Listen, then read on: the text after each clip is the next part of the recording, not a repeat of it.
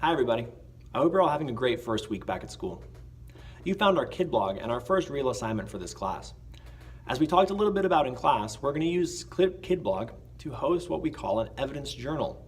An evidence journal is a way for us to connect the science topics we're learning in class to the real world around us. The great thing about Kid Blog is that it is completely safe and secure. Nobody on the internet can view your blog, except for myself and the other people in this classroom. The cool thing about that is it allows us to put our own thoughts out there to be viewed only by our peers and by myself, the teacher. This allows everyone to comment on each other's blogs and to share ideas. This is really important in today's day and age. I've never filmed a vlog like this in my life, but it's a very common way of communicating these days. For this assignment, I want you to do three things. The first thing is to answer the question, who are you? Number two, try to think of one way that science has affected your life. Do a little research. It doesn't have to be in depth. Maybe look on YouTube, maybe look on Google. Find something you're interested about and see how science informs or affects that thing. Finally, tell me what you hope to get out of class this year. As you see from my post, your post can take the form of a written blog, a vlog, an audio file, an animation. Any media that you can come up with to express yourself is acceptable. Now, I'm going to take a step back, and I'm going to have a crack at your first assignment. Who are you? My name is Mr. Shackley.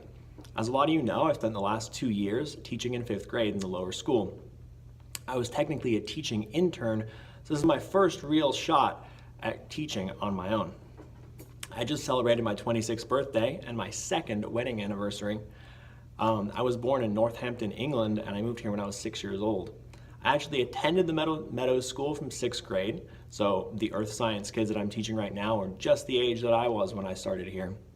And I graduated in 2009 as valedictorian. I fell in love with science in middle school and went to college at USC to pursue a degree to become a doctor. I didn't quite work out things the way I wanted to, but still loved science and wanted to pass my passion on to children in fun and unique ways. I can't speak today. Fun and unique ways like this. That's why I became a teacher. I truly love spending every day with you guys, and I hope that we have a great year ahead of us. Number two, one way that science has affected my life. I've really made a push this year to bring the outdoors into our classroom and to encourage our students to get outside. One way that I've done that is bringing pictures of my own adventures into the classroom. I've been lucky enough to spend the last 2 summers traveling around the western United States with my wife and my little dog.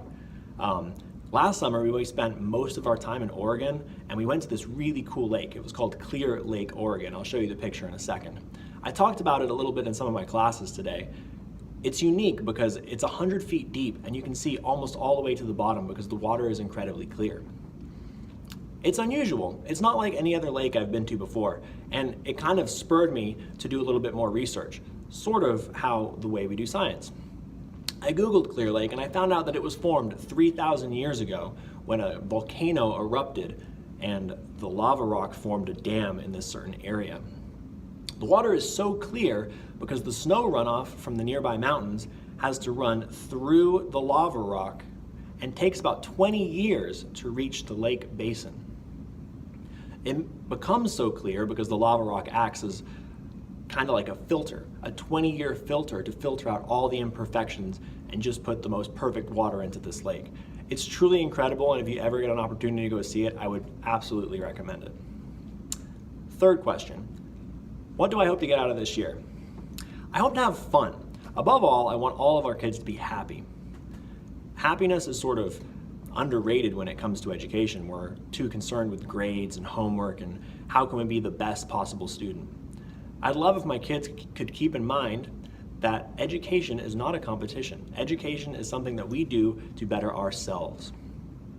This is an opportunity for us all to work together, learn together, and truly find the passion for science that I found when I was your guys' age. That's all I have for today. I'm gonna grab the phone real quick. Give you guys a quick tour of the classroom. This is our front door, and right there is a picture of beautiful Clear Lake, Oregon. Until next time, guys, good luck with your first assignment. I hope it somehow represents something like this. As I said in class, it doesn't have to be a video. It doesn't have to be a written blog. It can also be an audio file, an animation, anything that you can come up with to express yourself, to tell me a little bit about yourself, and to tell me a little bit about a way that science affects your life. Good luck. It's due on Friday. I'll see you guys soon.